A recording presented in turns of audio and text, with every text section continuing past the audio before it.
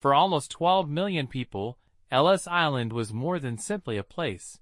It was a dream. A small plot of land in New York Harbor that changed the course of American history forever. But how did Ellis Island come to be the focal point of immigration to the U.S.? What happened inside those red brick walls, and what stories were written on that little island? Imagine giving up everything, including your history, language, and home, in the hopes of a better life.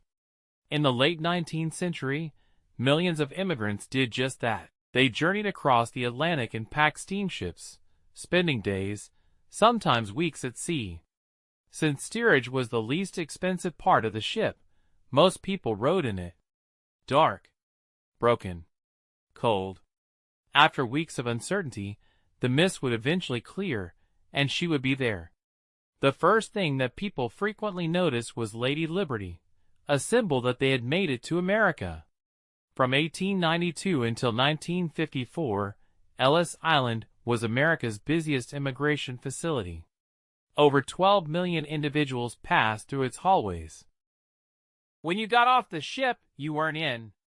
Not yet. First, you had to pass the tests. Doctors looked for signs of illness, especially infectious disorders. A chalk mark on your coat could lead to deportation or detention. Next came the legal interview. Where are you from? Who are you meeting with? Do you have any cash? If you respond incorrectly or encounter a language difficulty, you may be sent back. But if you did pass, you were at last allowed to travel to America. Families left Ellis Island and moved all over the nation, pursuing the American dream in places like New York, Chicago, and San Francisco. Ellis Island was not merely a place. It was a gate as well as a promise. That anyone, regardless of background, could come here and start over. And that's how Ellis Island, one individual, one family, one story at a time, helped shape the American dream. They became the workers, builders, teachers, and dreamers who helped to create the America of today. A common misunderstanding is that names were changed at Ellis Island. That isn't entirely true, though.